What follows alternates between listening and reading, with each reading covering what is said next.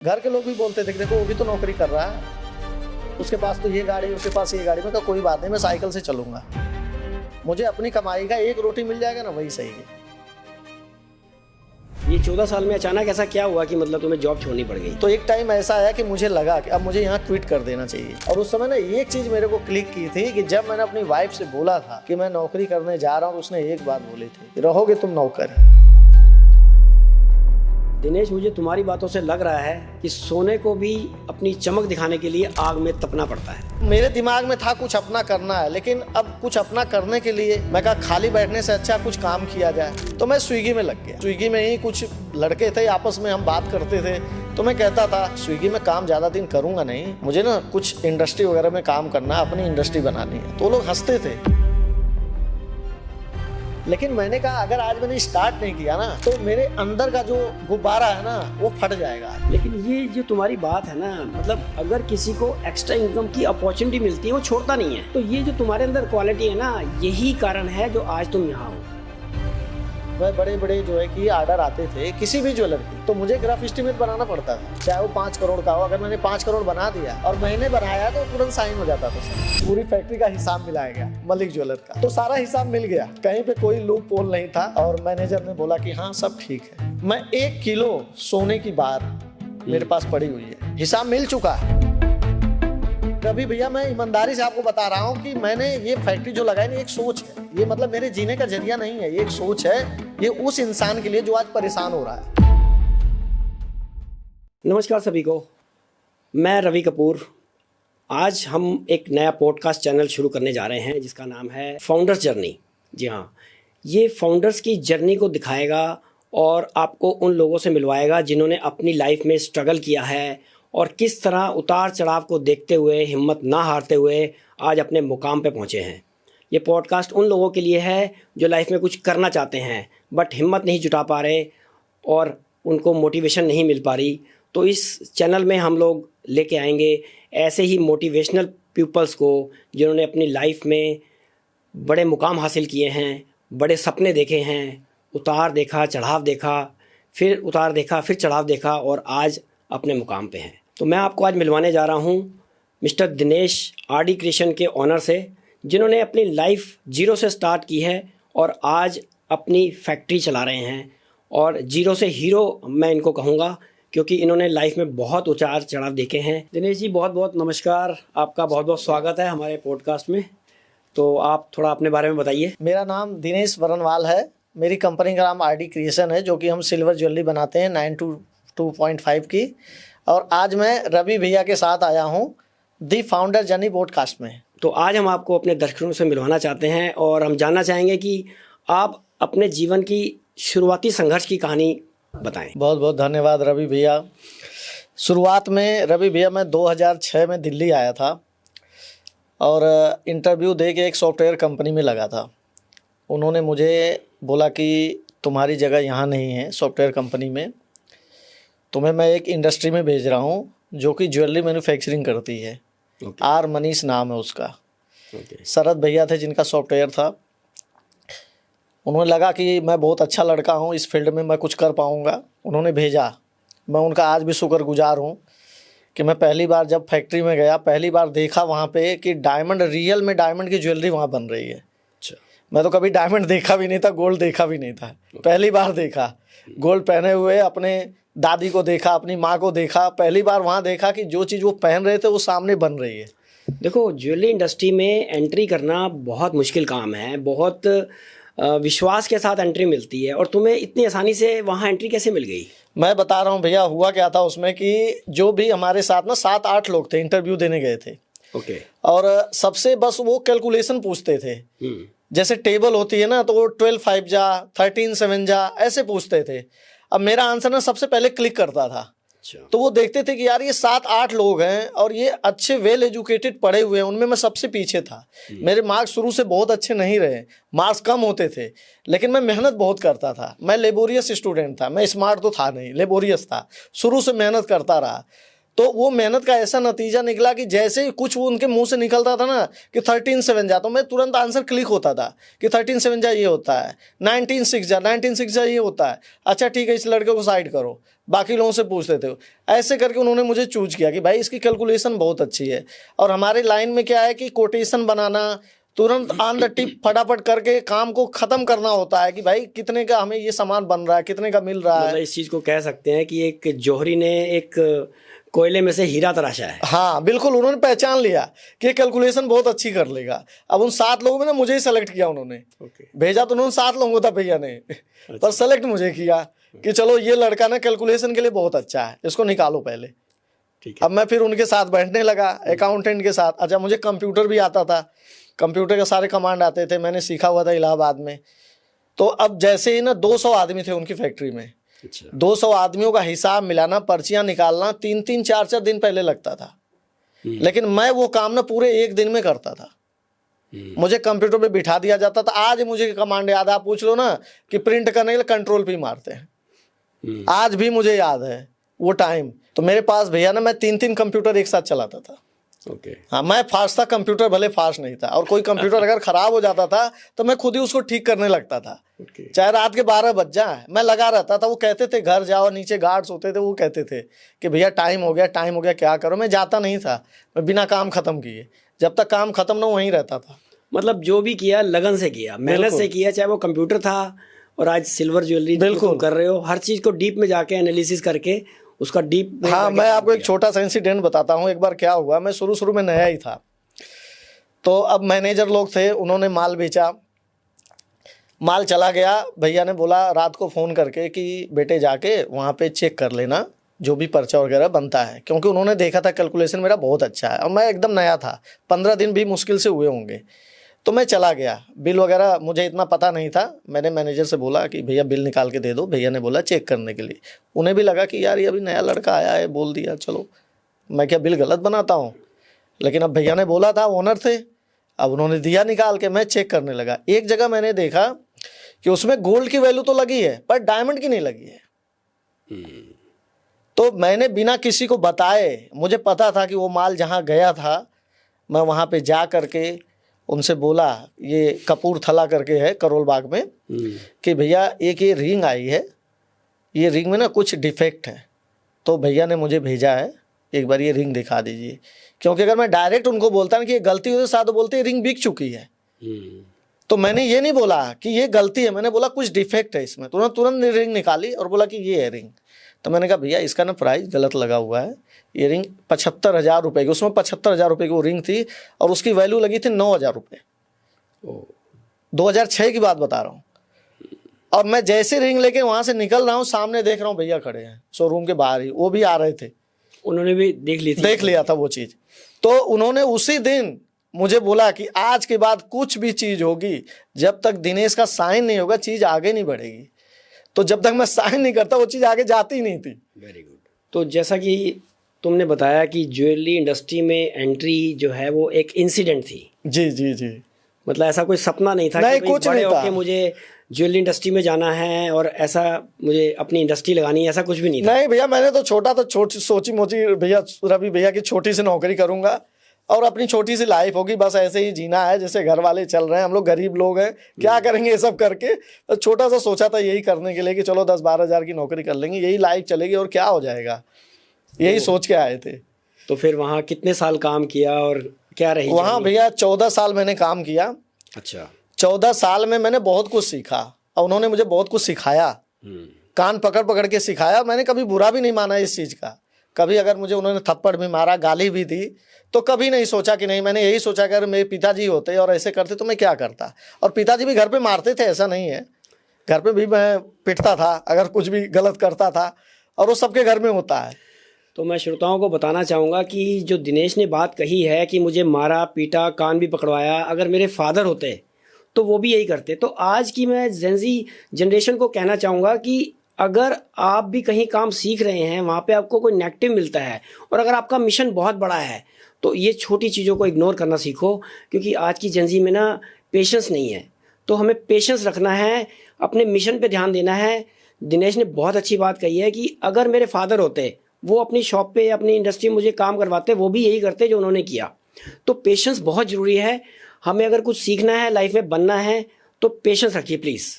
वो मुझे समझाते भी थे, अगर कभी मार भी दिए ना, कान पकड़ लेते थे, डांट देते थे, कभी मुंह से गाली भी उनके निकल जाती थी। मुझे बुरा तो लगता था, मैं बोलता भी था भैया गाली मत दीजिए, लेकिन मुझे समझाते थे कि जो भी कर रहा हूँ ना तेरे भले के लिए कर रहा हूँ, एक दिन तो मुझे याद करेगा। और सच में मैं आज भी उनको याद करता हूँ कि मनीष जी एक ऐसे इंसान थे, उन्होंने मेरे को कहाँ से कहाँ पहुँचाया, उनसे बहुत कुछ सीखा। और आज भी फ़ोन पे बात होती तो यही कहता हूँ भैया आपसे बहुत कुछ सीखा है। तो जैसा दिनेश बताया, तुमने 14 साल वहाँ काम किया, तो फिर उसके बाद की जर्नी बताओ अपनी। 14 साल के बाद भैया ना मैं फिर मलिक ज्वेलर में काम किया, तो स्विगी में काम कर रहा था। नहीं, ये 14 साल में अचानक ऐसा क्या हुआ कि मतलब तुम्हें जॉब छोड़नी पड़ गई? 14 साल में क्या हुआ भैया ना कि इंडस्ट्री में ना जैसे बहुत उतार चढ़ाव हुए। हैंडमेड काम जैसे हमारा था ना, और जो डायमंड के भाव थे वो मैच नहीं करते थे, और फिर लोगों को उधारी देने में भैया के बहुत नुकसान हुआ है। बहुत नुकसान हुआ, पैसे आ नहीं रहे हैं। तो उन्हें ऐसा लगा कि हम जो है ना इसको धीरे धीरे जो है शट डाउन करेंगे। तो शट डाउन का जब पोजीशन आने लगा ना, तो एक टाइम ऐसा आया कि मुझे लगा कि अब मुझे यहाँ क्विट कर देना चाहिए, क्योंकि जो चीज़ आदमी बोल नहीं रहा लेकिन मुझे दिख तो रहा है ना कि आज नहीं कल ये खत्म है। मतलब तुम्हें दिखा कि यहाँ ग्रोथ नहीं है, डिक्लाइन मार्केट होती जा रही है। बिल्कुल। और जो ओनर है उसका माइंड में भी डिक्लाइन हो गया है कि धीरे धीरे इसको पैकअप कर देना चाहिए। हाँ जी। तो तुमने वो इंडस्ट्री को छोड़ दिया? हाँ जी। ओके। और वो फिर 1-1.5 महीने में ना वो बंद ही हो गई। ओके। हाँ, निकलते ही ना वो मुझे लग गया था कि मतलब अब भैया ना करना नहीं चाहते हैं, उनका भी इंटरेस्ट नहीं था, वो कुछ और करना चाहते थे। तो इसलिए उन्होंने धीरे धीरे ना स्टाफ भी कम करना शुरू कर दिया, और कुछ लोग अपने मर्जी से चले गए, कुछ लोग लास्ट तक रहे और वो फिर चले गए। तो फिर उसके बाद तुमने क्या शुरू किया फिर? उसके बाद भैया मैं जब वहाँ से निकला, मुझे जॉब तो मिल नहीं रही थी, उतने पैसे कोई देगा नहीं। 14 साल एक जगह काम किया, जाहिर सी बात है सैलरी भी बहुत अच्छी थी, कोई दिक्कत नहीं थी, मान सम्मान जितना मिला वो भी बढ़िया था मेरे लिए। पर मार्केट में ना एक चीज़ मैंने देखी कि नौकरी ही है, आज नहीं कल वो या तो तुम्हें छोड़ना है या वो निकाल देंगे, एक टाइम आता है। तो अब मेरे दिमाग में था कुछ अपना करना है, लेकिन अब कुछ अपना करने के लिए मैं कहा खाली बैठने से अच्छा कुछ काम किया जाए। तो मैं स्विगी में लग गया। अच्छा। स्विगी में फूड डिलीवरी करने लगा। ये कौन से सन की बात है? ये आपको बात में बता रहा हूँ 2017 की। ओके। 2017 में मैं स्विगी में था। ओके। स्विगी में काम करता था, और कभी भी बैठता था खाली तो यही सोचता था कि यार एक ना गोल्ड का काम तो हम कर नहीं सकते, इतना पैसा तो है नहीं, डायमंड का भी नहीं कर सकते, इसके लिए बहुत बैकअप चाहिए। तो मैंने कहा कि मैं सिल्वर का क्यों नहीं स्टार्ट करूं। तो ये बातें ना मतलब अंदर से सोच तो थी, पर एक ना डाउट ये फील होता था कि कोई मदद तो करेगा नहीं, पैसे भी नहीं है। किसी से कहता था तो वो भी मजाक उड़ाता था। अब स्विगी में ही कुछ लड़के थे, आपस में हम बात करते थे, तो मैं कहता था कि भैया मैं ना स्विगी में काम ज़्यादा दिन करूँगा नहीं, मुझे ना कुछ इंडस्ट्री वगैरह में काम करना, अपनी इंडस्ट्री बनानी है। तो लोग हंसते थे कि यार तू 15,000 की नौकरी कर रहा, 15 लाख के सपने देख रहा है। तो मैं कहता भैया मैं सपने नहीं देख रहा हूँ, मैं बता रहा हूँ कि मुझे करना है, कैसे करना है ये मुझे पता नहीं है।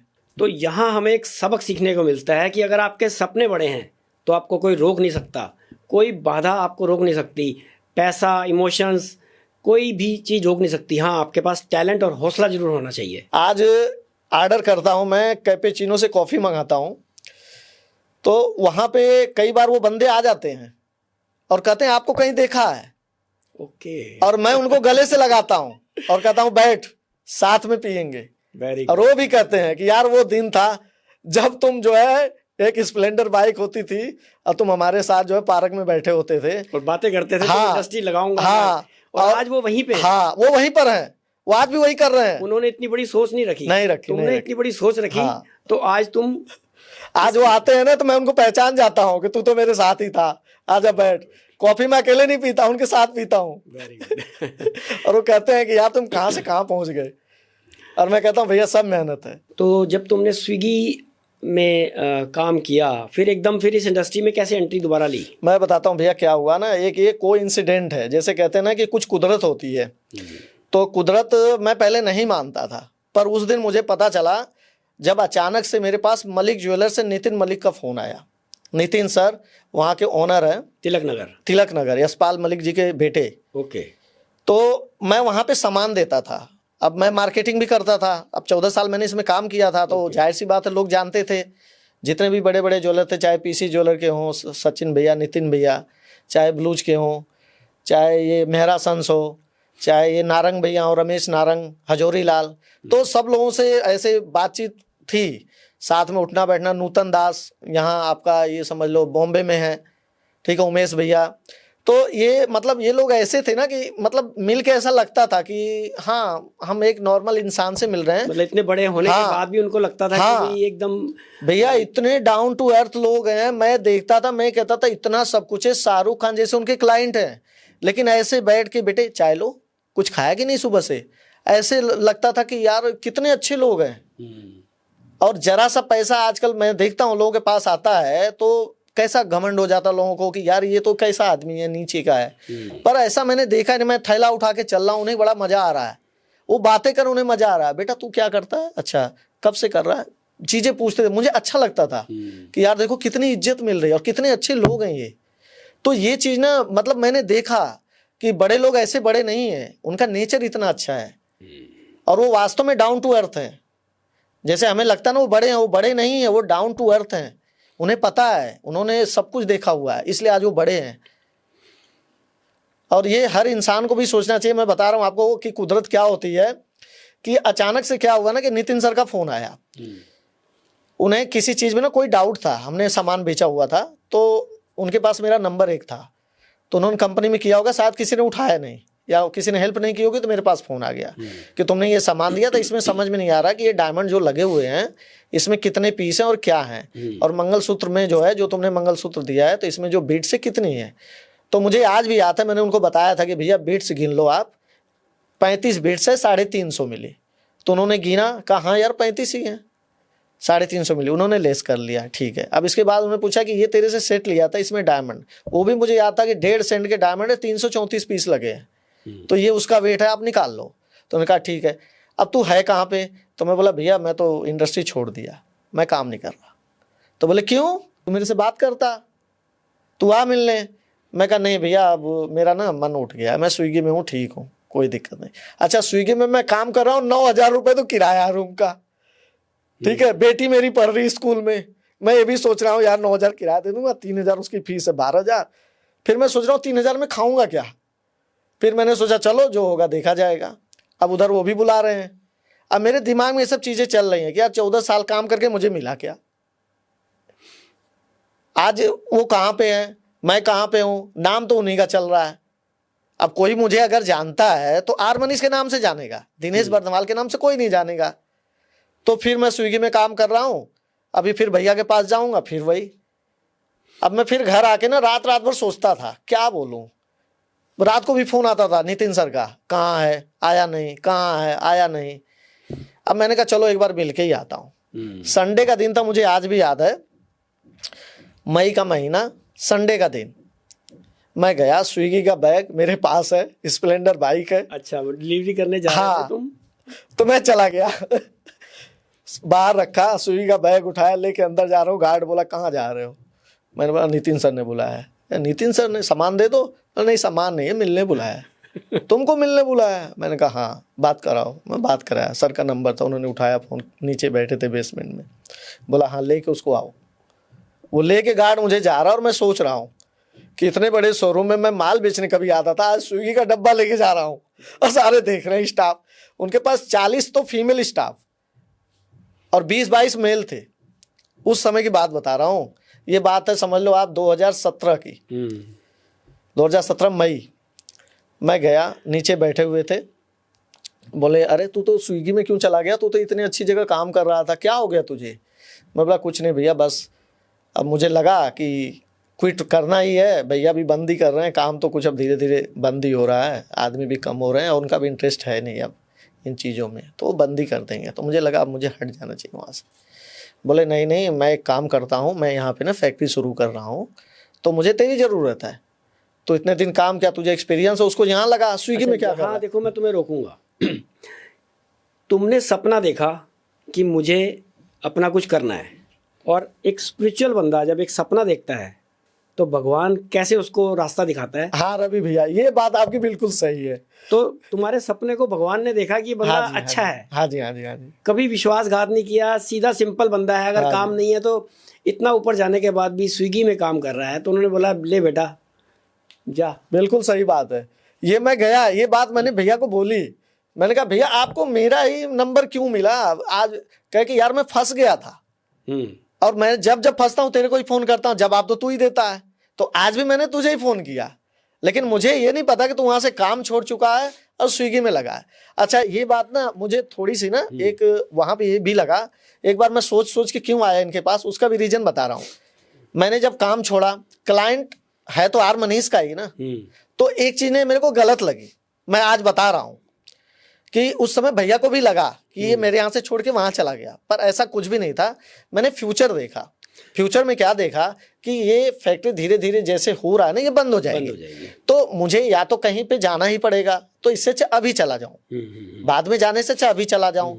मालिक बोले कि निकलो यहाँ से, वो तो मुझे बोलेंगे नहीं, क्योंकि उन्होंने शुरू से मुझे बच्चे की तरह रखा, हर चीज सिखाई है, गाली भी दिया अगर मुझे तो मेरे भले के लिए, मुझे तो पता है। लेकिन अब वो चीज ना, मैं जबरदस्ती जाने से अच्छा कि मैं खुद चला जाऊं, तो मैं चला गया।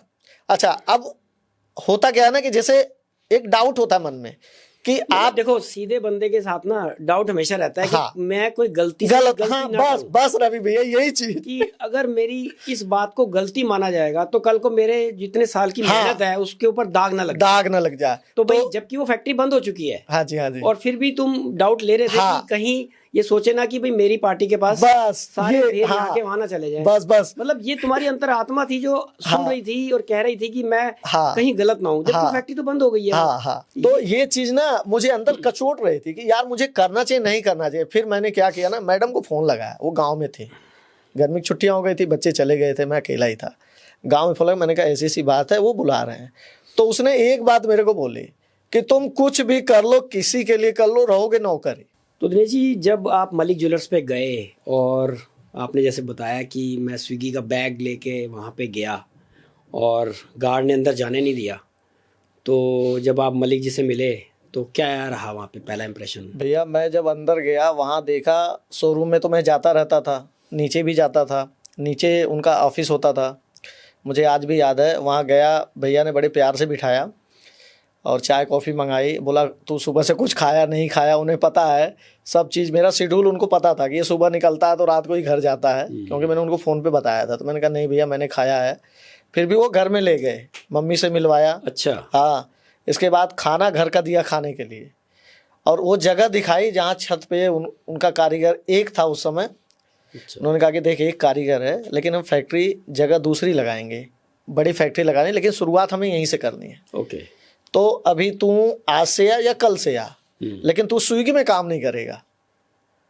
जब तूने इस लाइन में इतने साल काम किया है, उन्होंने मुझे समझाया एज ए गार्जियन, और अपने पिताजी के पास ले गए, बोले कि ये दिनेश है, और पिताजी भी उनके जानते थे कि ये तो लड़का आता रहता है थैला लेकर के सामान देने।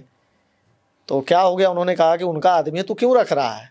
बोले नहीं पापा ये काम छोड़ चुका है, छोड़ चुका है ये, और स्विगी में काम कर रहा है। कर अच्छा थैला इसी का बाहर पड़ा है जो?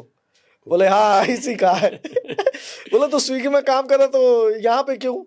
तो कह रहे नहीं पापा हम जो फैक्ट्री लगाना चाहते हैं ना, तो ये हमारी मदद करेगा, ये हमारा साथ देगा, और ये कहीं जाएगा भी नहीं। ओके। तो तुम्हें वहाँ से अब फिर दोबारा ब्रेकअप मिला? हाँ दोबारा ब्रेकअप मिला, और पैसे की तो कोई बात ही नहीं हुई। अच्छा। कोई बात नहीं, बस एक ही चीज़ थी कि हमें शुरू करना है, उन्हें शुरू करना था, और एक कारीगर था। मैं बोला कि कोई बात नहीं भैया। मैं अगले दिन से भैया सुबह जैसे ही आया, जैसे ही शुरू हुआ काम, कारीगर के पास गया, एक कारीगर है बैठा है काम कर रहा है, उनका सारा काम उसमें बाहर होता था, सारा काम। ओके। अब उसका हिसाब किताब रखने के लिए उन्होंने बोला ठीक है मैं समझ गया, चलो इसका हिसाब रखना है। मैं डायमंड की छन्नी कभी नहीं मारा था, देखा था अपनी फैक्ट्री में कारीगर लगाते थे, हिसाब रखता था मैं, सब कुछ था, कभी मारा नहीं था। पर उन्होंने जैसे ही बोला मैं छन्नी लेके बैठ गया, मारने लगा, सारे डायमंड अलग करके दे दिए। आइडिया तो था ही, क्योंकि आइडिया था, इंडस्ट्री में काम हाँ किया तुमने, काम किया, उन्हें बड़ा अच्छा लगा कि यार इसने तो आधे घंटे में ही सारा वो हमारी असॉर्टिंग कर दिया, सारे साइज अलग अलग कर दिए, सारे छांट दिए। अच्छा सेट वगैरह भी मुझे पता था, LB क्या है, LC क्या है, वाइट क्या है, क्योंकि ये मुझे मनीष भैया ने सिखा रखा था और देखना भी आता था। अच्छा, धीरे धीरे ना मुझे आइडिया भी मिल गया था कि ये डायमंड किस भाव का है, बेच बेच करके 14 साल काम हाँ, किए हैं, हाँ। तो हर चीज का तो वो आइडिया मिल गया था, तो वो भी उन्हें बड़ा अच्छा लगा कि यार मैं अगर कोई चीज पूछता हूँ ये बता देता है। अच्छा, फिर हुआ क्या उस दिन कि जैसे कोई कस्टमर आया, अब भैया थोड़ी देर के लिए गए, अब वहां पे जो लेडीज स्टाफ है उसे कोई ऑर्डर लेना है, अब एक रिंग है, उसे समझ में नहीं आ रहा है कि हम इसका एस्टीमेट कैसे दें, क्योंकि वो भैया बनाते थे। वो जब परेशान थे ना, लेडीज जैसे परेशान हुई भैया नहीं है, तो मेरे पास आ गया कि यशपाल मलिक जो उनके पिताजी थे, उन्होंने कहा जाओ दिनेश से बनवा ले, कोई बात नहीं, वो कर देगा। और मेरे पास आए तो मैडम ने बताया कि देखो ऐसे ऐसे है और एक कस्टमर है उसको देना है ये, आप बताओ, सर ने भेजा आपके पास। मैंने कहा कोई बात नहीं, मैंने कैलकुलेशन बना के उनको दे दिया।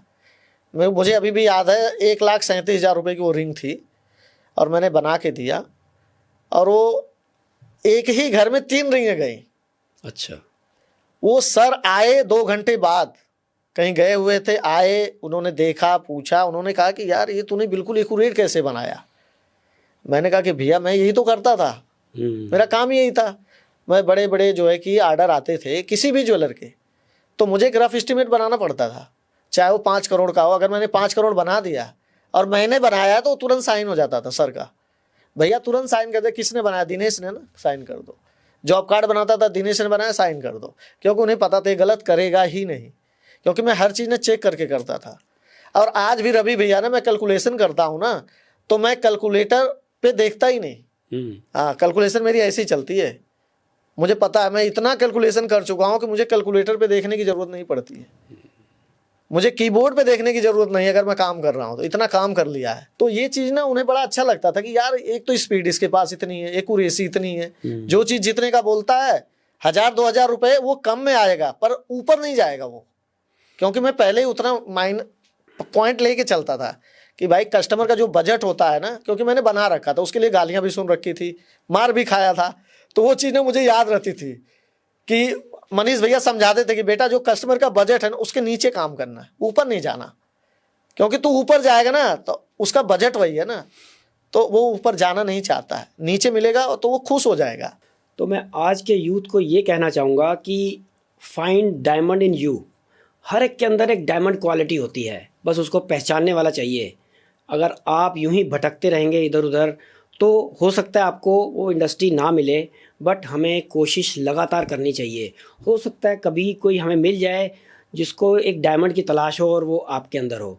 तो मैं आज के यूथ को कहना चाहूँगा कि कभी भी मेहनत का सहारा मत छोड़ें। मेहनत करेंगे, ऊपर वाले का साथ आपको हमेशा मिलेगा, और आपके अंदर जो डायमंड है वो पहचानने वाला आपको ज़रूर मिलेगा। ये एक कुदरत का नियम है। एक कारीगर भैया था, मैंने 3 महीना इतनी मेहनत की है, इतनी मेहनत की है कि मैं आपको बता नहीं सकता। वो सर को दिखता था, बिना बोले जेब में पैसा डालते थे, बिना बोले, मैं कुछ नहीं बोलता था। फैमिली गांव में थी, बिना खाना खाए घर से जाने नहीं देते थे। रात के 11 बज जा, जब तक काम खत्म नहीं होता था, मुझे कोई कहने वाला नहीं था।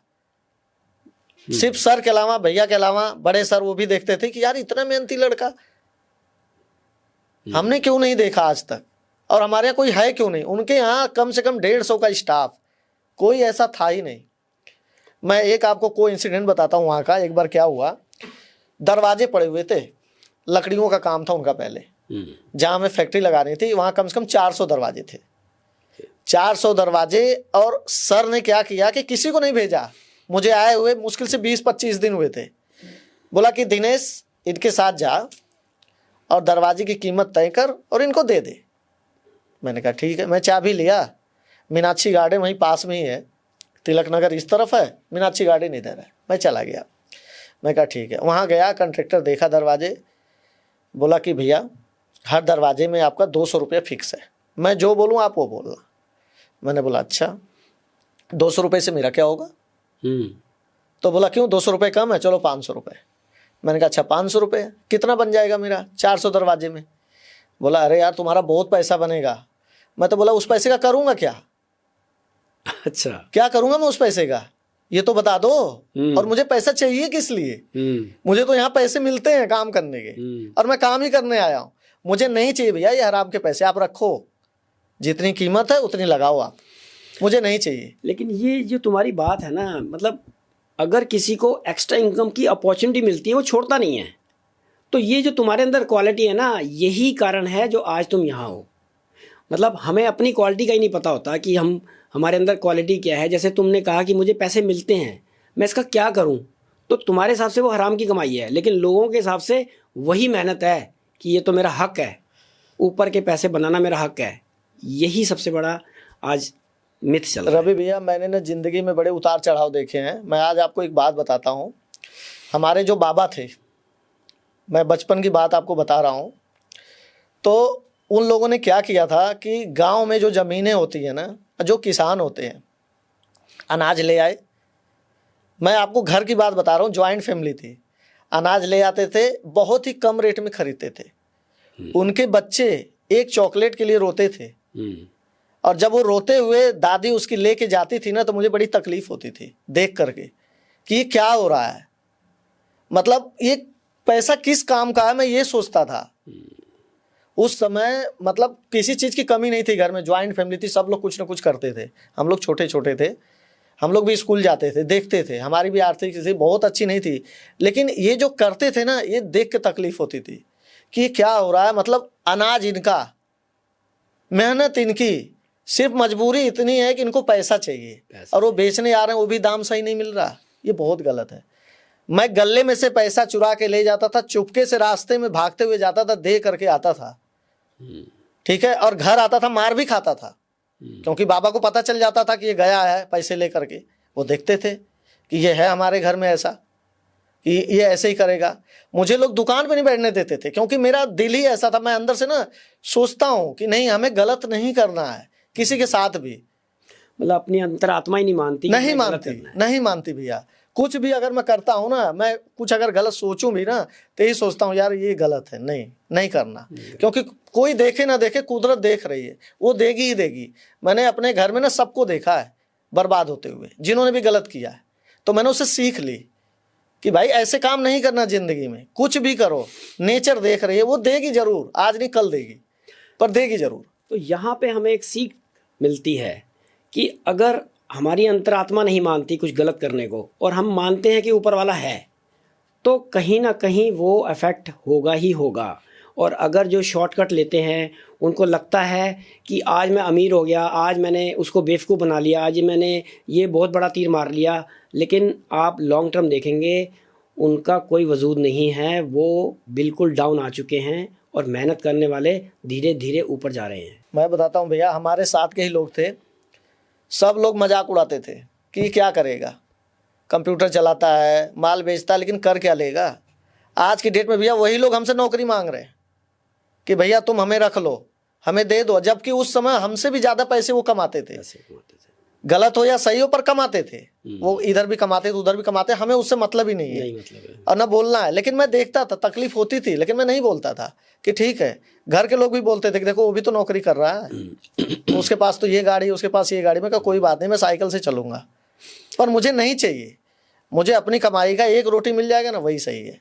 तो मलिक ज्वेलर्स पे फिर कितना काम? मलिक ज्वेलर पे भैया मैंने फैक्ट्री सेट की, 3 महीने में हमने 40 कारीगर किए। ओके। जर्मनी से मशीनें आई, बाहर से मशीनें आई, चाइना से मशीनें आई, हमने लगाए, मीनाक्षी गार्डन में फैक्ट्री सेट की, बहुत बड़ा काम किया, बहुत कुछ सीखा। पर वहाँ पे जैसे अप्स एंड डाउन होते हैं, वैसे ही हर जगह होता है। समझ में आया वहाँ स्टाफ बहुत ज़्यादा हो गया, देखने वाले भी लोग हो गए। हमें लगा कि यहाँ पे अब जो है लोग देख रहे हैं, और सर भी बिजी हो गए दूसरे कामों में, और हमें भी लगा कि अब इधर कोई ध्यान दे नहीं रहा है, तो कुछ अब अपना सोचना चाहिए। मैं घर आता था, रात को आने जाने का कोई टाइम नहीं था, कोई सिस्टम नहीं था, घर के लोग भी डांटते थे। और उस समय ना एक चीज़ मेरे को क्लिक की थी कि जब मैंने अपनी वाइफ से बोला था कि मैं नौकरी करने जा रहा हूँ, तो उसने एक बात बोली थी कि रहोगे तुम नौकरी। और वो बात बिल्कुल सही थी। वो मुझे ना उस दिन रियलाइज हुआ। मैंने यही सोचा भैया कि मैं, रवि भैया, आज इनकी फैक्ट्री मैंने सेट की है, कल को फिर कोई सेट कराएगा, परसों फिर कोई सेट कराएगा। तो अपने आप को मुझे पहचानना पड़ेगा कि मैं हूँ क्या। मुझे बिल्कुल भी भरोसा नहीं था अपने ऊपर, लेकिन जब ये काम मैंने किया, और उन्होंने भी इस चीज़ को बोला कि यार तूने हमें कहाँ से कहाँ पहुँचा दिया। लेकिन एक टाइम आया जब सब कुछ सेटल हो गया, तो मुझे भी लगा कि अब मुझे यहाँ पे ज़रूरत है ही नहीं, क्योंकि देखने वाले लोग हैं, सारी चीज़ें सेट हो चुकी हैं।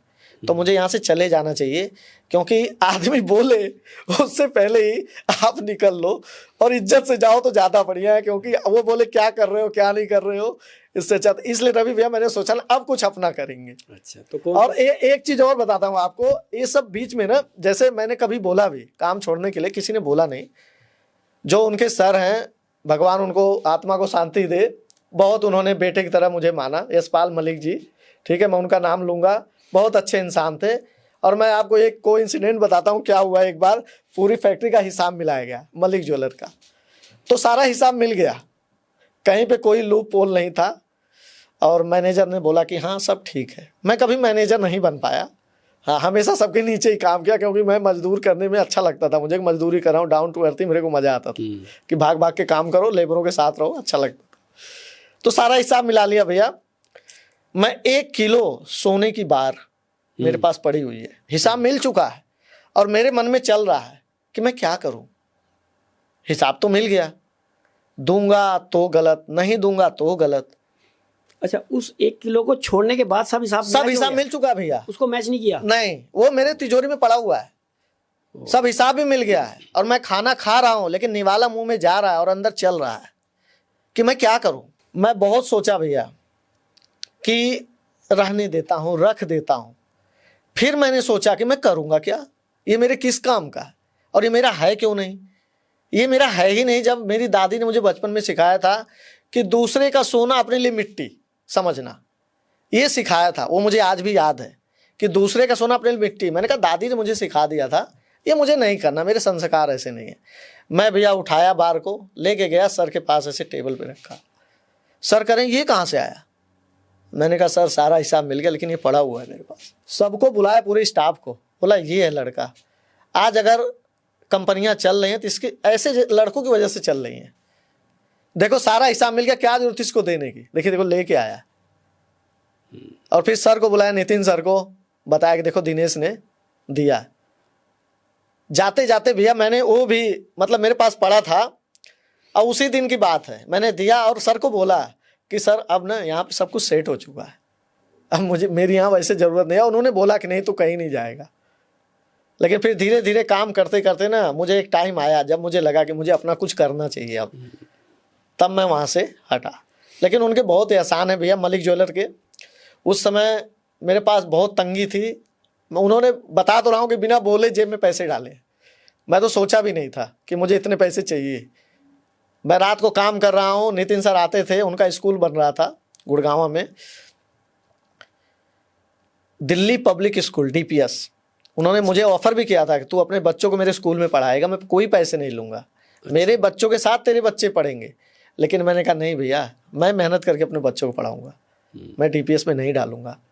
और वो बोले कि यार ये तेरी खुददारी है ना, यही हमें पसंद है कि जो तू है ना, हम कुछ भी देते हैं। उस समय वो क्या नहीं दे रहे थे, वो बोले कार ले जा, तुझे जहाँ रहना बोल, कोई किराया नहीं देना है, लेकिन तू रहेगा हमारे साथ, क्योंकि तेरे जैसा लड़का हमने आज तक नहीं देखा। और मैं कहता था रवि भैया कि मेरे को कुछ नहीं चाहिए, मैं बस सही सलामत आया हूँ, सही सलामत जाना चाहता हूँ, और मैं अपनी मेहनत से करना चाहता हूँ। और आज रवि भैया ना, मैं अपनी मेहनत से ही सब कर रहा हूँ, और आज भी मेहनत कर रहा हूँ। अब वहाँ से जब निकला, बोल के निकला, सारा हिसाब मिलाया, भैया को दिया। वो बोले मत जा दिनेश। मैं बोला नहीं भैया, अब कुछ करने दो मुझे, क्योंकि अगर मैं आपका सेट कर सकता हूँ तो मैं अपना भी कर सकता हूँ।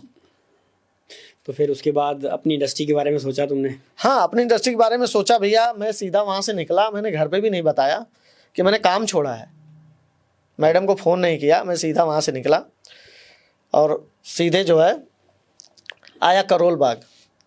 करोल बाग में लोगों से पूछा कि भैया ये सिल्वर की कास्टिंग करानी है। उस समय सिल्वर भैया 35,000 के भाव थी, और कास्टिंग जो है ना, यहाँ पे सारे गोल्ड वाले थे, कोई करना नहीं चाहता था, रेट भी बड़े बेतुके थे सबके। सिल्वर का काम ज़्यादा उस टाइम शादरा में होता था, यहाँ करोल बाग में नहीं। हाँ, यहाँ होता नहीं था। हुआ क्या भैया कि काम तो मैं कराया, जगह जगह घूम के कारीगरों से जॉब वर्किंग कराई, पूछ पूछ करके कि भैया पॉलिश कहाँ होगा, नगीने कहाँ लगेंगे। ऐसे कर करके काम तैयार किया मैंने 1.5 महीने में। अब उस 1.5 महीने के पीरियड में, सबसे बड़ी बात बता रहा हूँ, मैडम को पता ही नहीं है कि इन्होंने नौकरी छोड़ दी है। क्योंकि मैं याद सुबह है, निकलता था। मुझे याद है तुम हमारे पास आए थे। हाँ। तुमने सैम्पलिंग हजार पीस की हाँ सैम्पलिंग हाँ हाँ हाँ, 1000 पीस की सैंपलिंग ले गया था, मुझे याद है। और कारीगरों से काम कराने के लिए कि भैया लो लो लो जरकन लो काम करो, जरकन लो काम करो। और वो लोग मतलब गाली भी देते थे कि तुम सुबह आ जाते हो, रात को भी आ जाते हो, 24 घंटे तुम यहीं रहते हो क्या? यहाँ पे करोल बाग में जो डायमंड सेटिंग की लेबर थी वो महंगी थी। हाँ, सिल्वर के हिसाब से यहाँ लेबर नहीं थी। लेबर नहीं थी, लेकिन भैया मुझे क्या था ना, करना था। हाँ, मुझे करना था। जो भी मेरे पास थोड़े बहुत पैसे थे, मैंने कहा चलो लगाते हैं, छोटा सा काम शुरू करते हैं, क्योंकि शुरू नहीं करेंगे तो कहीं पहुंचेंगे नहीं। ये कौन से सन की बात है? ये 2018 की, ओके, 2018 की मैं बात बता रहा हूँ आपको। 2018 में मैंने 3 महीना मेहनत की, भाग दौड़ के काम किया, और मैं माल लेके बेचने जब बाजार में निकला तो अब मेरे दिमाग में ये भी था कि मैंने आर मनीष और मलिक ज्वेलर में काम किया है, मुझे ऐसे क्लाइंट के पास जाना भी नहीं है ताकि जो मेरे दामन पे कोई दाग लगे। हाँ, कि जो इनका क्लाइंट है। इनका क्लाइंट है। मैं चांदनी चौक में भैया सुबह से शाम हो गई घूमते घूमते, रेट कोई सुनता था बाहर निकाल देता था, क्योंकि रेट जो मुझे पड़ा था ना, मैं तो उसी में माल बेचना था। कि भैया मुझे उस समय, मैं बता रहा हूँ, मेरी लेबर जो कॉस्ट की थी 40-45 रुपए पर ग्राम की उस समय, 2018 की बात बता रहा हूँ, क्योंकि मुझे नॉलेज नहीं थी।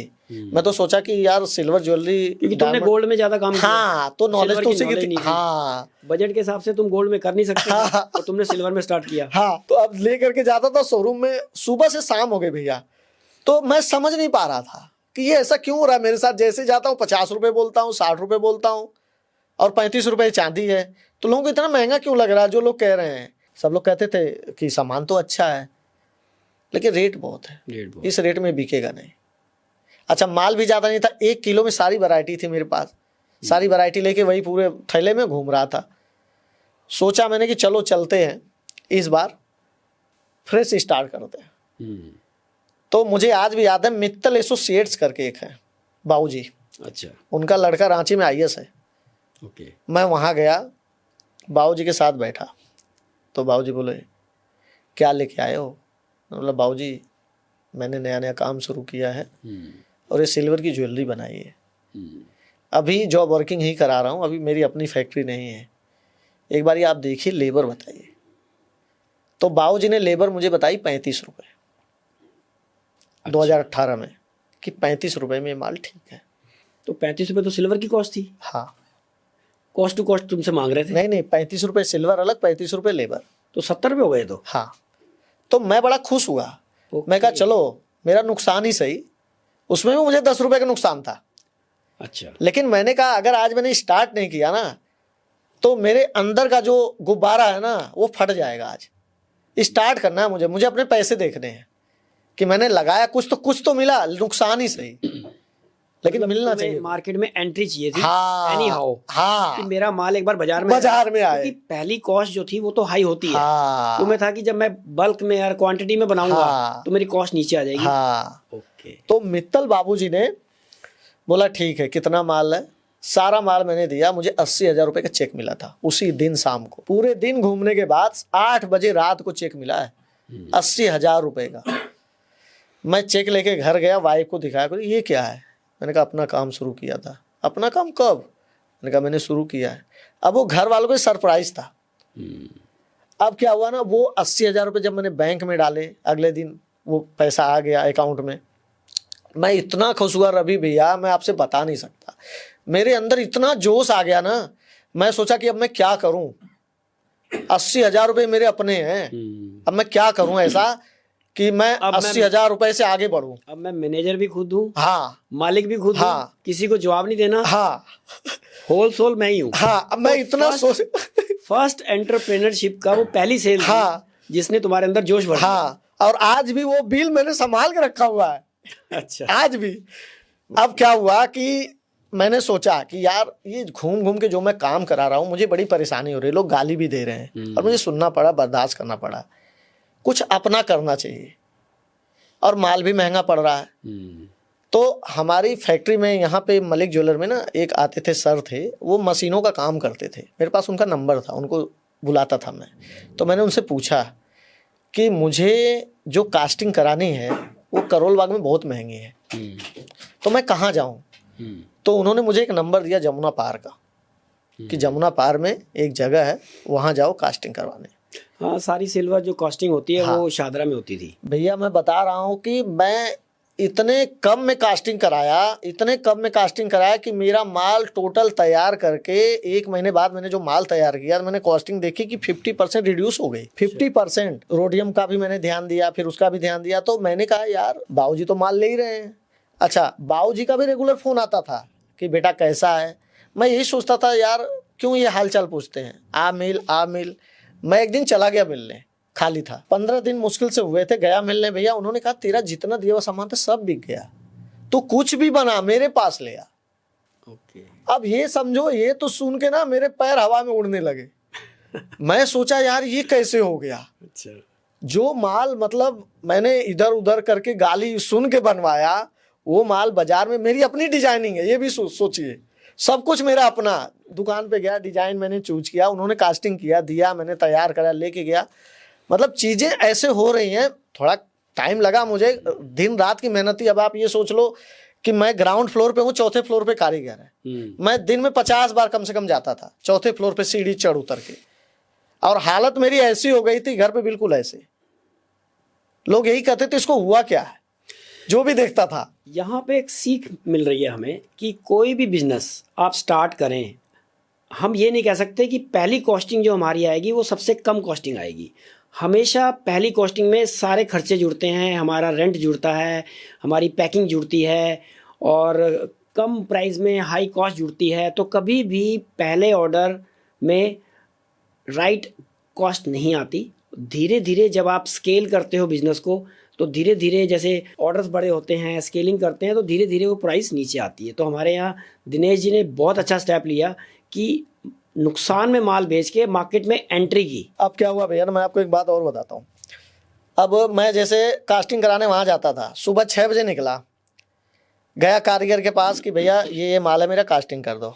अब 6 बजे जब वहाँ से निकलता था, फिर 9 बजे तक घर आता था, क्योंकि मुझे जाने में 1-1.5 घंटा लगता था, जमुना पार आने में 1-1.5 घंटा, 3 घंटा तो मेरा ऐसे ही चला जाता था। घर आया, नहाया धोया, आग इतनी लगी हुई थी मैं आपको क्या बताऊं। नहाने धोने के बाद बस मेरा एक ही काम था, सीधा आना कारीगरों के पास, सीढ़ियाँ चढ़ चढ़ के जाना। वो सोए रहते थे, उनको जगाता था, उठो उठो मेरा काम दे दो, कर दो कर दो। वो नींद में है, वो गाली भी दे रहे हैं कि सुबह सुबह ही आ जाता है।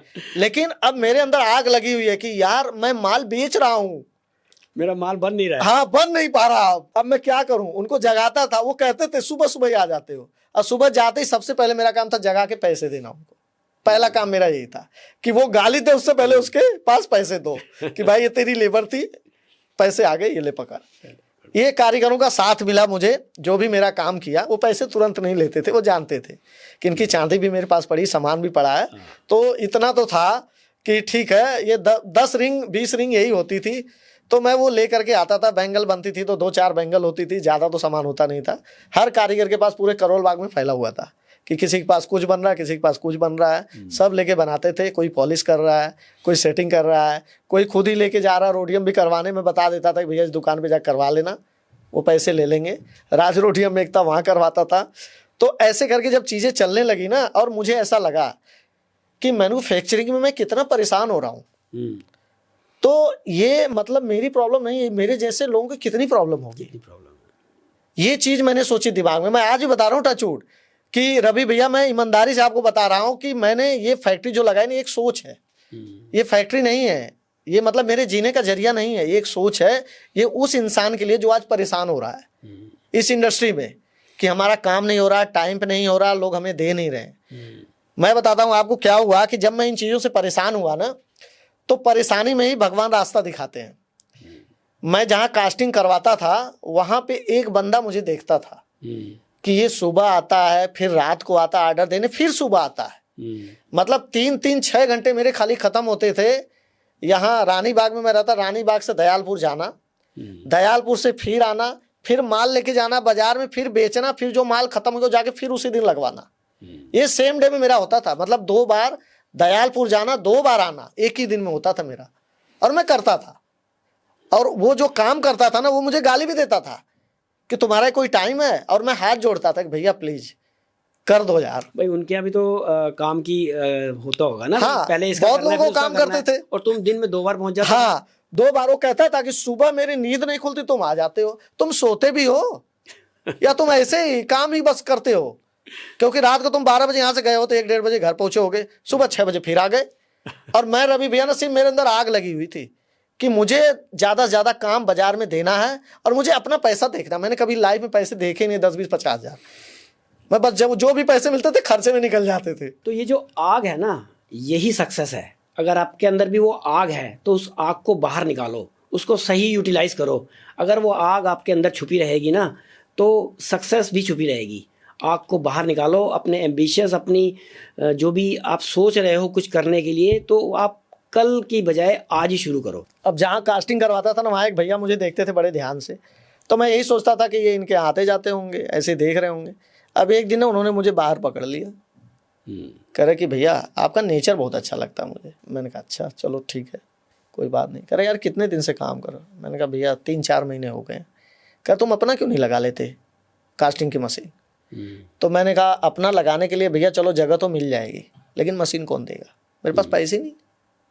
वो जो पैसा था तो हमारा रोटेशन में जा रहा था, जो एक तुम्हें 80,000 रुपये मिले थे। हाँ जी, हाँ जी। उसको तुमने वापस उसमें सर्कल में लगा हाँ, दिया उसमें सर्कल में लगा दिया। अब मशीनों के लिए तो एक्स्ट्रा पैसा चाहिए। पैसा चाहिए, अब मशीनें हैं नहीं, मशीनें हैं तो मुझे बाहर ही काम कराना पड़ेगा। उन्होंने बोला नहीं, मेरे पास कास्टिंग की मशीन थी और मैं नौकरी कर रहा हूँ क्योंकि मैं बर्बाद हो गया, तो मशीनें मेरे यहाँ पड़ी हैं, लेकिन तुम इंसान अच्छे हो, मैं तुम्हें इतने दिन से देख रहा हूँ, तुम मशीन ले जाओ, काम करो, तुम बस ये बताओ इसके पैसे कितने दोगे। अच्छा। तो मैंने कहा भैया मेरे पास तो पैसे ही नहीं है, मैं दूंगा कहाँ से? कह रहे नहीं आप समझे नहीं, आप पैसे महीने महीने देना, कमा के देना। हाँ, मतलब ये चीज, मतलब एक अननोन आदमी जो कि मुझे सिर्फ देखा है, वो मुझे जानता भी नहीं है कि वो पैसे मैं दूंगा भी कि नहीं, दे पाऊंगा भी कि नहीं। तुम्हारे लिए तो भगवान बन के आया वो। हाँ, कि तुम्हें कास्टिंग की मशीनों की जरूरत थी। हाँ, और भगवान ने एक बंदा भेजा। हाँ, कि भाई ले जा तू। हाँ, और कमा के उनको दे दे। हाँ। अब भैया मैंने उनसे पूछा कि भैया एक बात बताओ, मैं मशीन आपसे ले लूंगा, आप इसका कुछ तो बोलोगे ही, कितने पैसे दो? तो चलो मैं उतने पैसे में मान भी जाऊंगा और मैं पैसे दूंगा भी, लेकिन मान लो किसी महीने प्रॉब्लम हो गई तो, मैं हर महीने नहीं दे पाया तो? करे कोई बात नहीं, अगले महीने शिफ्ट कर लेना। तो मैं कहा कि ठीक है, मुझे सोचने का आप टाइम दो। मैं घर गया, घर पे सोचने लगा कि अगर वो मशीन देंगे तो कितने की देंगे। उन्होंने ये भी नहीं बताया, क्या पता ये ऐसे ही फ्रॉड कर रहे हो मेरे साथ, पैसे ले लें, क्या पता 5-10 हज़ार रुपये ले लें, खा जाएं, ये भी हो सकता है, क्योंकि आजकल टाइम का पता नहीं है। फिर मैंने कहा कि भैया ठीक है कोई बात नहीं। जब मैं अगले दिन गया फिर वो मिल गए, कह रहे हैं भैया आपने कुछ बताया नहीं। अच्छा क्या था ना, उन्होंने मेरा नंबर लिया था, मैंने उनका नहीं लिया, तो मैं फ़ोन कर नहीं सकता था, वो करते थे, तो मैं यही सोचता था पता नहीं क्या कह रहे हैं। तो वो ले गए मुझे, मैंने पूछा कि मशीन कहाँ है, ले गए, वहीं थोड़ी दूर पर उनका घर था, दिखाया कि देखो मशीन पड़ी है, मैं काम नहीं कर रहा। तो मैंने मशीनों की हालत देखी, मैंने कहा मशीन चलेगी भी? करे अरे भैया इसमें कुछ नहीं हुआ, ये खाली रखे हुए धूल मिट्टी लग गया है, क्योंकि मुझे इसकी ज़रूरत ही नहीं और मैं कर रहा हूँ नौकरी, मैं कर नहीं सकता काम, और मैंने आपको देखा है और देख के पता नहीं क्यों मुझे आप पे ना इतना भरोसा लग रहा है कि मैं ये मशीन आपको दे दूं। तो मैंने कहा ठीक है दे दो। तो कह रहे हैं पैसे, मैंने कहा बताओ आप। तो उन्होंने, मुझे याद है 40,000 रुपये बोले थे, तो मैंने कुछ कम नहीं कराया, मैंने सिर्फ उनकी बात पे कि चलो ठीक है 40,000 रुपये में डन है, कोई बात नहीं, ठीक है देते जाएंगे, कमाते जाएंगे, देते जाएंगे। तो 5,000 रुपये महीने की रवि भैया किस्त बनी 8 महीने के लिए, कि 5,000 रुपये महीना आप दोगे। भैया वो मशीन आई, मैंने 9,000 रुपये का कमरा लिया 28 नंबर में, 3rd फ्लोर पे मशीनें चढ़ी, छोटी छोटी मशीनें थी, शुरुआती काम के लिए वो मेरे लिए सही थी, और वो मेरे लिए बहुत अच्छा था, देसी मशीनें थी। ले आए वो, काम करके उन्होंने दिखाया, उन्होंने सारी मशीन दी, वैक्स की इंजेक्टर दिया छोटा सा, और ये क्या कहते हैं फर्नस, मतलब पूरा यूनिट पूरा, हाँ कास्टिंग का पूरा दे दिया उन्होंने कि कास्टिंग का ये पूरा है। तो कास्टिंग की मशीन आ गई। अब फिर फाइलिंग के लिए कारीगर से बात किया, मैंने कहा भैया ऐसे ऐसे है, और उन्होंने भी बोला कि ये अच्छे लोग हैं, इनके साथ जाओ आप, मैंने मशीन दी है, कोई नहीं। तो उन्होंने एक बंदा भी दिया काम करने के लिए, ये रहेगा, मतलब कुल मिला के हाँ सेट हो गया, सेट हो गया, हाँ सेट हो गया। अब बाजार में शोर मचना शुरू हो गया कि भाई थैला लेके घूमता था और कास्टिंग की मशीन लगा ली, कंपनी लगा ली उसने। अच्छा, करोल बाग में सिल्वर का मुझे अच्छी तरह याद है, कोई नामो निशान कोई था ही नहीं भैया। लोग कहते थे झोला लेके घूम रहा है, 1 महीने में भागेगा ये। हमारे पास भी कारीगर आते थे ना, तो शाहदरा और उधर से आते थे। हाँ तो कभी कभी मतलब कोई हमें पूछता था कि कोई कारीगर बताओ, तो हम लोग वही प्रेफर करते थे कि शाहदरा चले जाओ, यहाँ करोल बाग में चांदी का काम नहीं होता। हाँ। तो तुमने पहली बार करोल बाग में हाँ चांदी का यूनिट लगाया। हाँ, कदम रखा भैया चांदी के लिए। और लोग कहते थे, जिस भी दुकान पे जाता था ना, तो मैं कहता था भैया मेरा चांदी का काम है, तो यही कहते थे 1 महीने में भागोगे यहाँ से, चांदी में तुम क्या कमा लोगे और क्या निकाल लोगे। और रवि भैया मैं सच में कमा नहीं पाता था, सच में बता रहा हूँ। अच्छा। मशीन लगा ली, लोग मिल गए, लोग खाने वाले ही मिल गए। मुझे बाद में पता चला है, जाके रियलाइज हुआ कि सारे तो खा रहे हैं। अच्छा। क्योंकि मेरे पास तो कुछ था नहीं। जो चांदी थी वो भी हमारे गांव का एक लड़का था। पापा ने कहा इसको ले जाओ, ये काम करेगा। इसके पिताजी हमारे यहाँ काम करते हैं, कोई दिक्कत नहीं। अब वो लड़का भैया ऐसा था कि मुझे नहीं पता था कि मैं तो भाई की तरह रखता था। मैं कभी ताला भी नहीं मारा किसी चीज में, भरोसा इतना था। वो था, मैं था, और एक कारीगर। वो भैया ना चांदी ही सारी उठा ले गया। ओह, सारी चांदी। कितना नुकसान हुआ? ये 2 किलो के आसपास मैंने क्रेडिट कार्ड पे खरीदी थी, और 2 किलो के आसपास ही चांदी थी।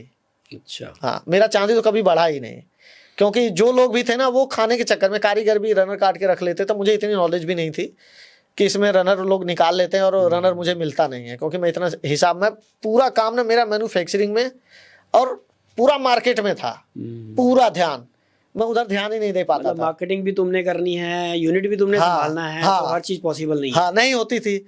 अच्छा, काम भी उस समय जो है आर्डर पे चलता था। कहीं भी गया, बाबूजी ने आर्डर दे दिया, कोई आ गया मार्केट में, ये आर्डर ले लो, ये आर्डर ले लो, ऐसे चलता था। तो इंडस्ट्री में मैंने देखा कि मैंने शुरू के जो 2-3 साल गए हैं, लॉकडाउन में भी अच्छा नहीं था। हम लोग यही सोचते थे कि पता नहीं हमारा क्या होगा। और वाइफ तो मुझे एक ही चीज समझाती थी कि नौकरी में तुम्हारा फिर भी सही था, क्या ही कर रहे हो तुम, अचार रोटी की नौबत आ गई खाने की। और मैं कहता था कोई बात नहीं, ये दिन भी निकल जाएंगे, कोई दिक्कत नहीं, करने दो, अब चल रहा है, अब क्या करें। लेकिन छोड़ूंगा नहीं। मैंने कहा ट्राई तो एक बार करूंगा, नौकरी तो है ही, पर कम से कम 4-5 साल देखूंगा मैं भी कितना होता है। करते रहते हैं, देखते हैं। टर्निंग पॉइंट आया भैया ना लॉकडाउन के बाद। ओके। 1999 मतलब 2019 और 2020 में जो हम उठे हैं ना भैया, और जो हमने काम फिर पकड़ा है, फिर हम पीछे नहीं गए। अच्छा, हाँ ऐसा क्या हुआ भैया, आर्डर इतने आने लगे, अच्छा, इतने आर्डर आने लगे भैया, मतलब मुझे खुद भी भरोसा नहीं हुआ। 3-4 साल ऐसे गए हैं। मतलब 2018 में हमने काम की स्टार्टिंग के, 2019 में लॉकडाउन आ गया। और लॉकडाउन क्या आया समझो, हमारे नीचे से तो भैया जमीन ही निकल गई। मतलब हमारा कुछ इतना सेट भी नहीं था। वो देखो, अब तुम्हारी क्या स्टार्टिंग थी उस टाइम। हाँ, तो पूरी दुनिया हिल गई थी उस टाइम। हाँ, और हम लोग यही सोच रहे थे उस समय कि अगर हमारे पास इस समय नौकरी होती ना, तो शायद हम और बर्बाद हो जाते, क्योंकि हमें मिलता क्या। हाँ, जहाँ काम कर रहे थे वो बंद हो चुकी थी, प्राइवेट जॉब थी वो तो। हाँ।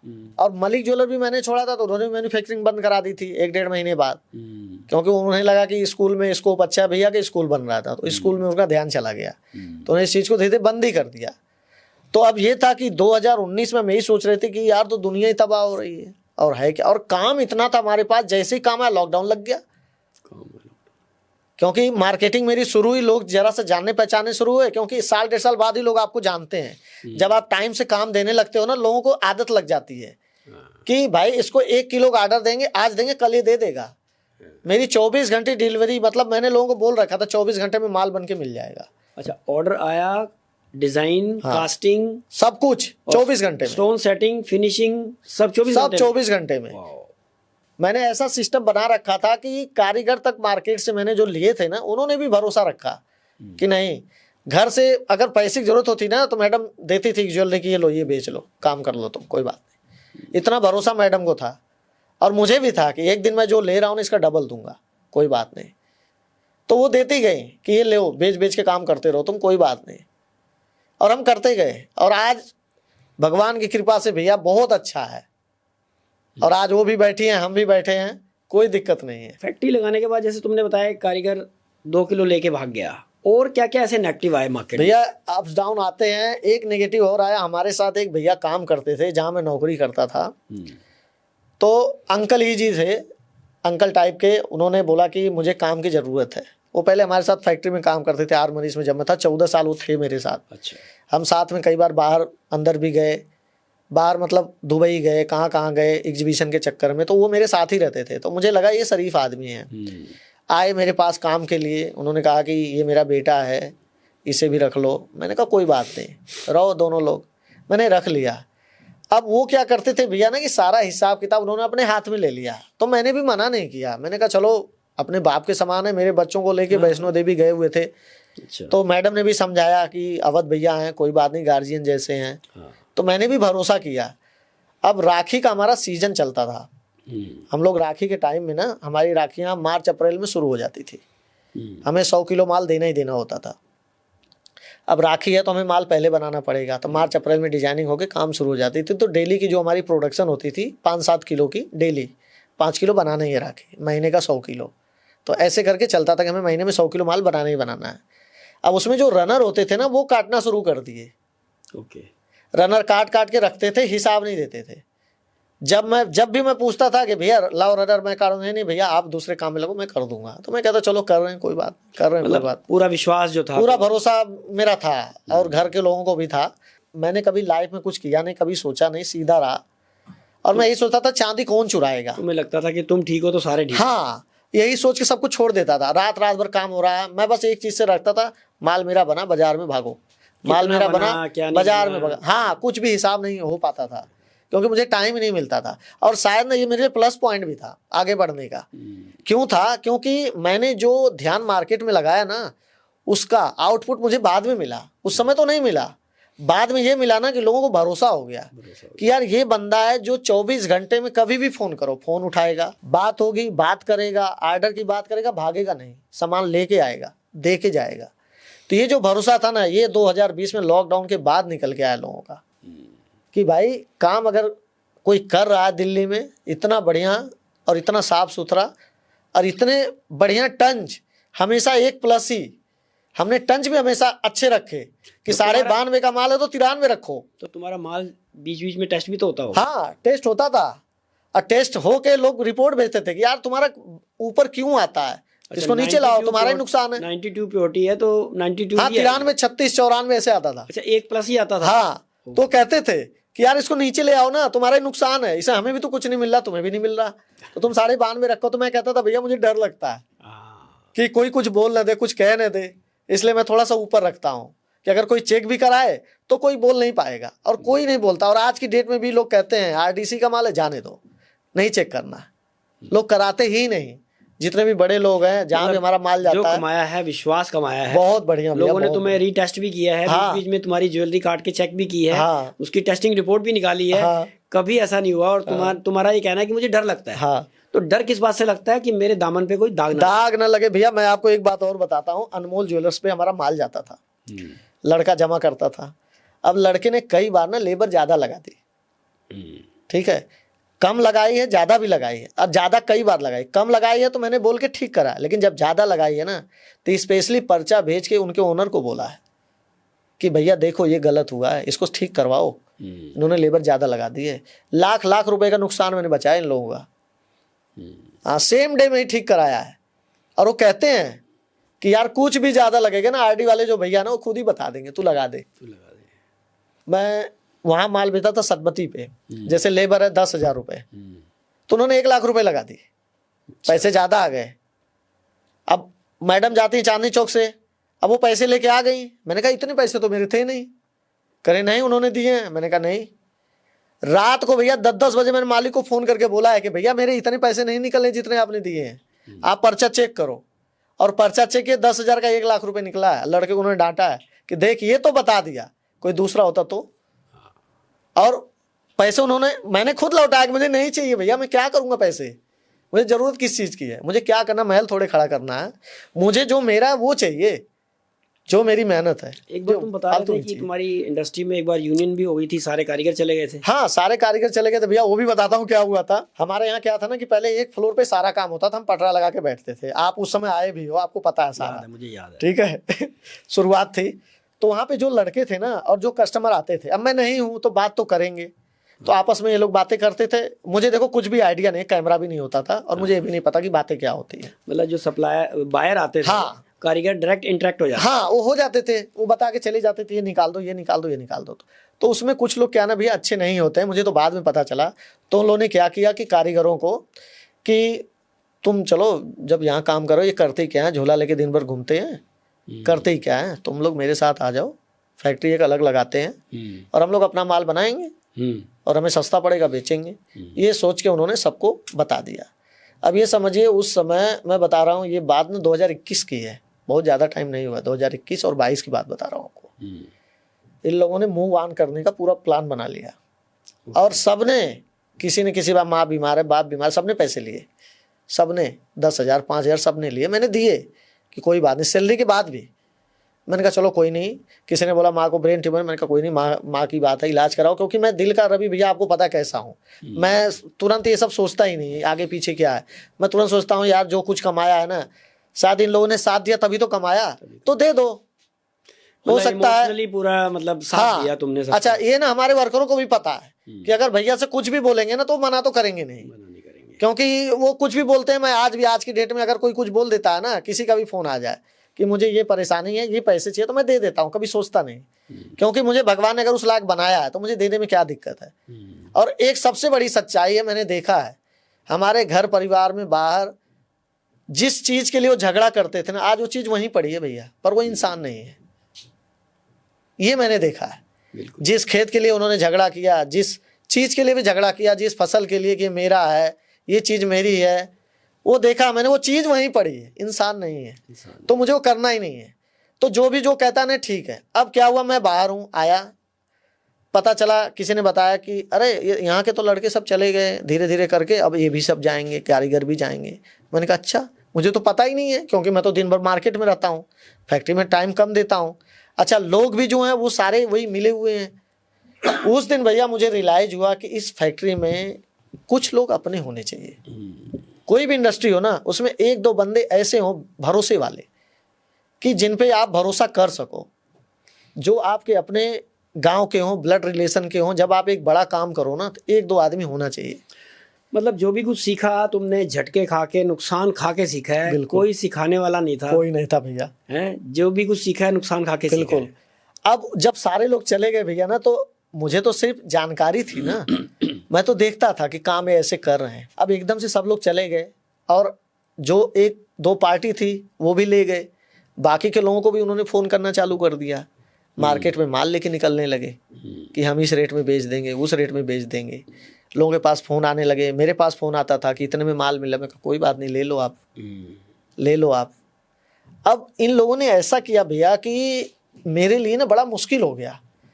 मैं घर जाता था सोचने लगता था कि मैंने ऐसा क्या गुनाह किया है, मैंने इनको रखा, काम दिया। मतलब एक आदमी समझो एक डिपार्टमेंट में लाख रुपए ले रहा उस समय।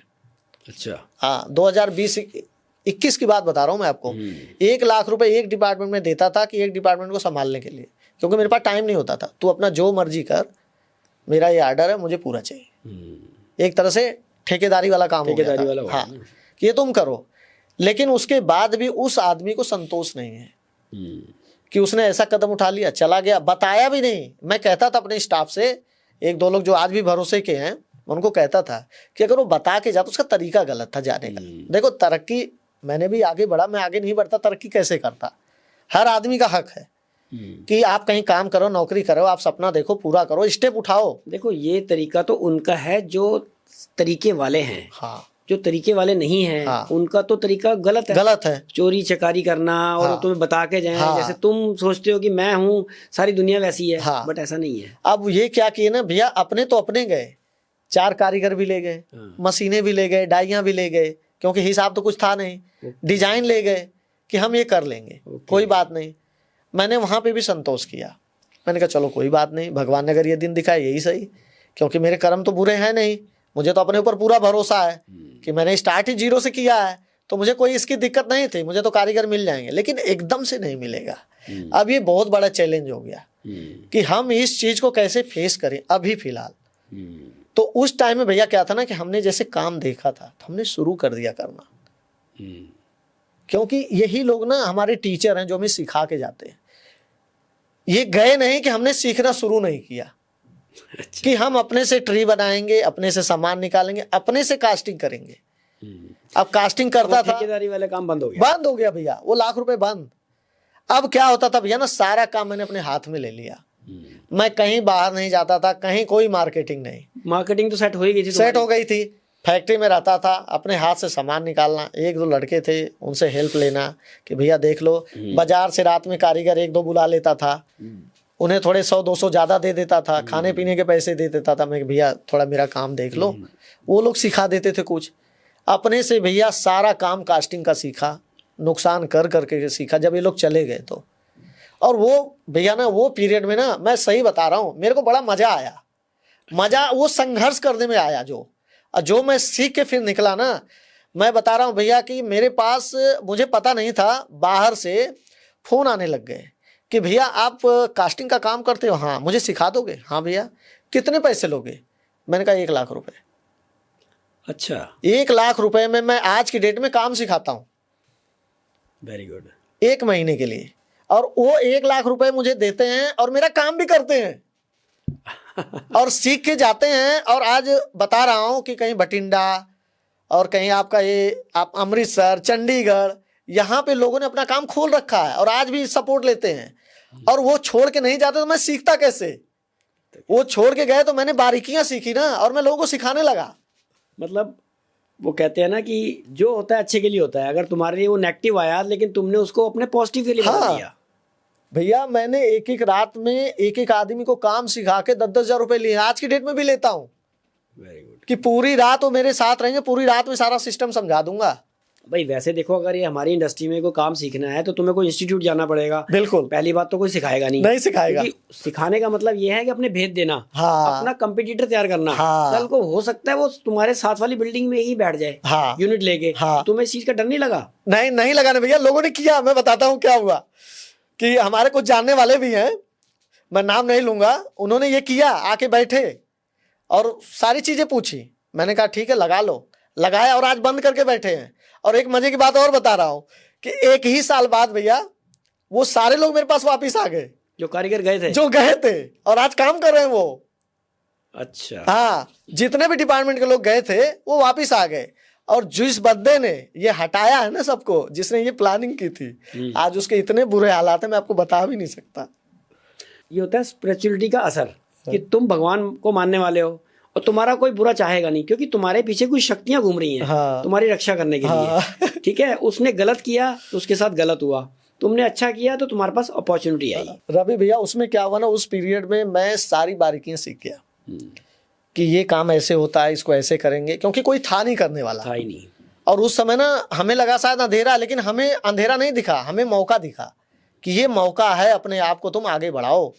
क्योंकि ये फेस डाउन इंडस्ट्री में जो लेबर की है ना, वो हर आदमी को एक न एक दिन फेस करना पड़ता है। और आज की डेट में मैं बता दूं उसका फ़ायदा क्या हुआ मुझे, कि आज की डेट में किसी भी डिपार्टमेंट का लड़का जाता है, मुझे बिल्कुल ही टेंशन नहीं है। तो यही एक पल होता है लाइफ में, या तो आप टूटते हैं या आप इतिहास बनाते हैं। तो हमारे दिनेश जी ने एक इतिहास बनाया है। तो यही एक वो पल होता है, या तो इंसान टूटता है या इतिहास बनाता है। तो हमारे दिनेश जी ने आपदा को अवसर बनाया है। और उसमें जो छोटी छोटी बारीकियां थी ना, मुझे समझ में आ गई। मैं 1200 डिग्री भैया टेम्परेचर पे कास्टिंग करता था, और आज भी कर रहा हूँ। मेरी चांदी बचनी शुरू हो गई। अच्छा। मैं ग्रो कर गया। पहले वेस्ट होती थी भैया, लड़के अपना काम कर जाते थे, मुझे पता ही नहीं चलता था। अब जब चीजें खुद अपने हाथ में आके अपने हाथ से करने तो पता चला कि अच्छा ये ऐसे होता है, यहाँ पे ये चीज निकल के आती है, यहाँ तो मेरा बच गया।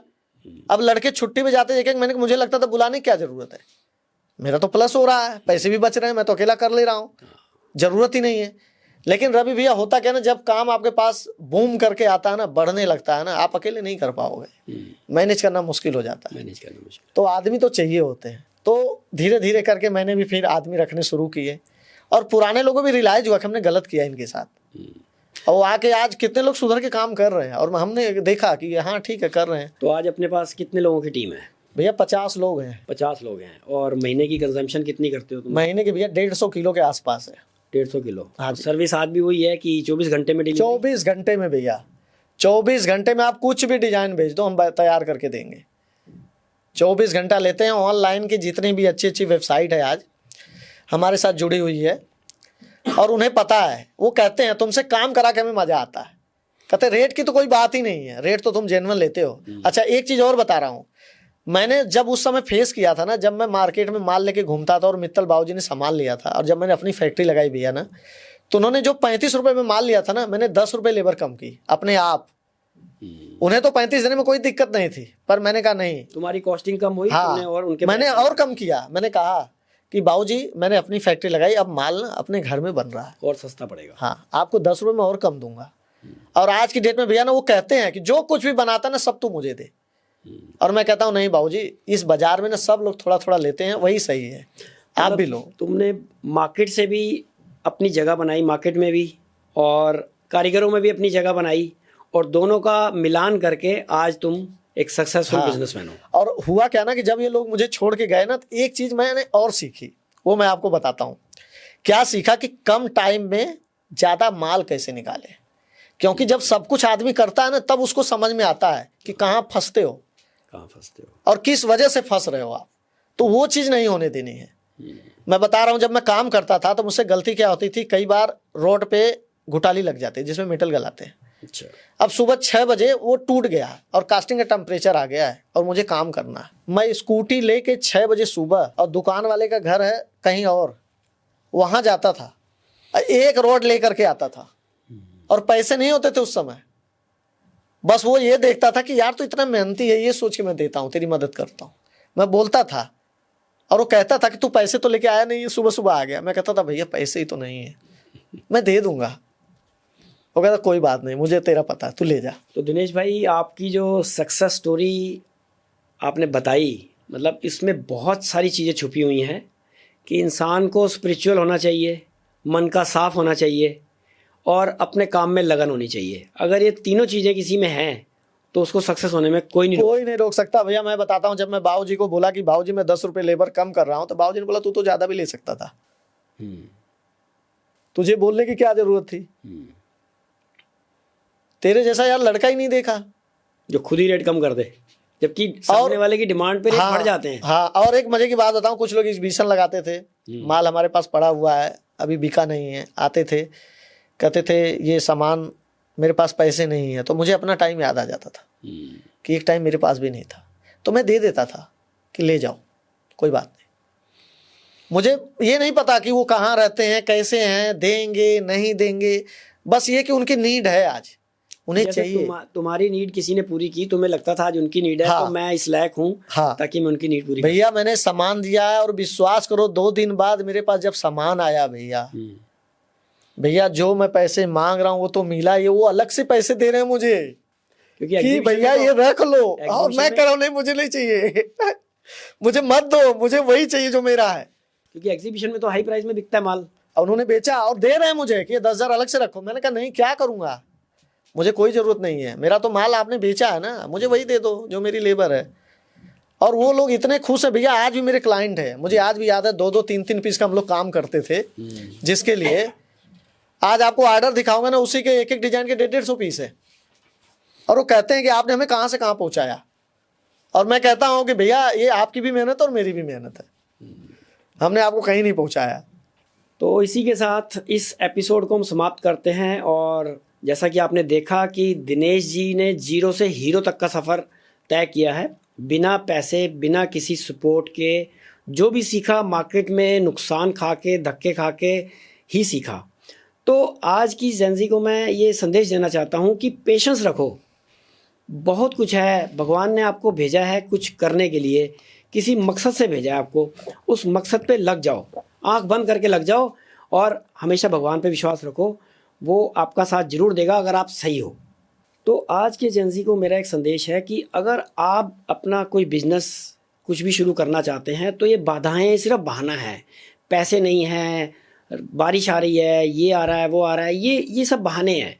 इन बहानों को नहीं देखना, हमें अपने टारगेट को देखना है, हमें मछली की आँख को देखना है। उस आँख को देखो और अपने काम पे लग जाओ, कुदरत खुद तुम्हारा साथ देगी, और साफ नीयत के साथ आगे बढ़ो।